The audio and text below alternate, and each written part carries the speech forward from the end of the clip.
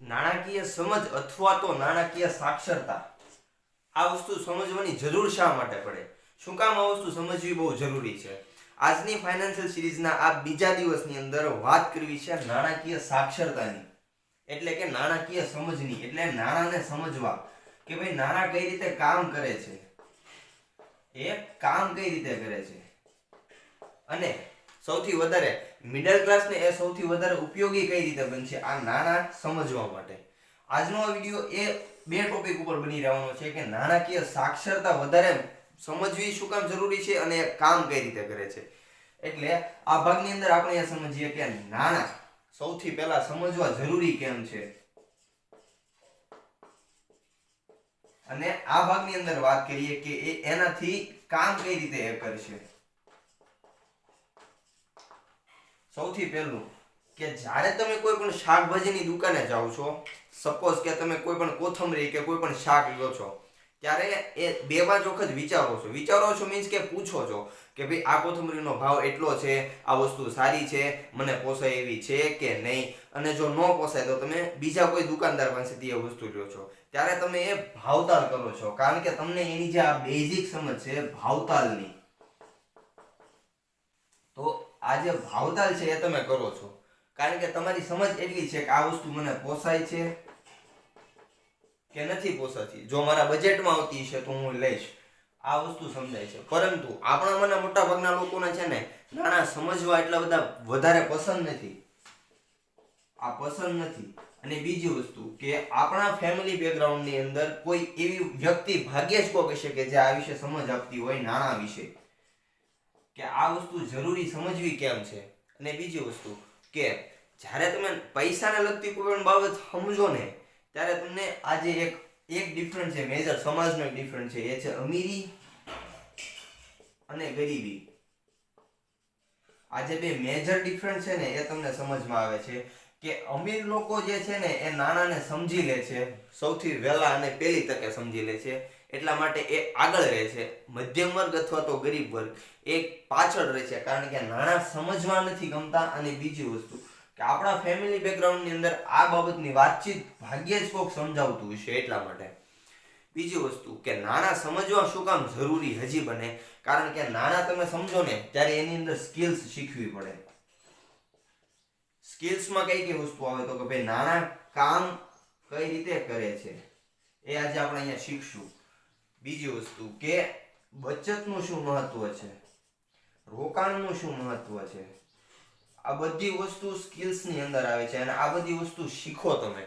મારું કહેવાનો તાત્પર્ય મધ્યમ વર્ગના લોકોને, ખાસ મિડલ ક્લાસના કે જેમની માથે જવાબદારી નાનેથી સોંપવામાં આવી છે અને એ નાણાંને લીધે સૌથી વધારે આજે જવાબદારીઓ છે ને એ 95% જવાબદારી માત્ર ને માત્ર પૈસા કમાવા, ક્યાંથી કમાવા, કેવી રીતે કમાવા એ વિશેષ શીખવવામાં આવે છે. અને એ વસ્તુ શીખવી બહુ જરૂરી છે.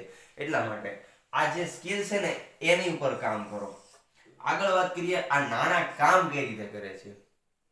જે વ્યક્તિ નાણાકીય સાક્ષરતા સમજે છે ને એને ખબર હશે કે નાણાંને કામ કરવા માટે આ સ્કિલ્સ આપણે અહીંયા ભણ્યા, શીખ્યા કે નાણાં સ્કિલ્સ ઉપર આધારિત કામ કરે છે. બીજી વસ્તુ કે એ મહેનત ઉપર કામ કરે છે, એટલે કે તમારે આ જે પૈસા છે એને તમારું બચત કેટલી કરવી એ શીખવે છે. બીજી વસ્તુ એ શીખવે છે કે એનું જે આ રોકાણ છે એ ક્યાં કરવું,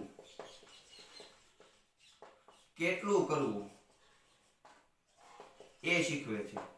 ત્રીજી વસ્તુ એ શીખવે છે કે તમારી પાસે અત્યારે કદાચ કોઈ લોન હોય, તો એનું મેનેજમેન્ટ કઈ રીતે કરવું એ શીખવે છે. આગળની વાત કરીએ તો કે ભાઈ નાણાં કામ કઈ રીતે કરે છે, એમાં એ વસ્તુ શીખવાડે છે કે ભાઈ આ તમારી પાસે આ જે બજેટ છે, બજેટ એ તૈયાર કરતા શીખવે છે.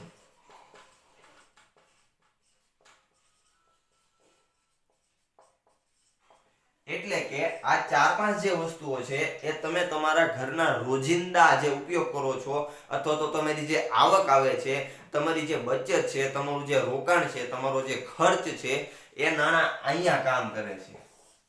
કે કોઈ વ્યક્તિની આવક ભલે 20,000 રૂપિયા હોય, આ 20,000 રૂપિયા હોય, પરંતુ એની પાસે એક સ્ટ્રક્ચર હશે, એની પાસે એક પ્લાન હશે કે ભાઈ મારે એટલા રૂપિયા બચાવવાના છે, એના અમુક ટકા મારે રોકાણ કરવાનું છે, એના અમુક ટકા મારે આ લોનનો હપ્તો ભરવાનો છે, અને એના અમુક ટકા મારે મારા જો ઘરનો મહિનાનો કે દરરોજનો જે વપરાશ છે એના માટે કાઢવાના છે.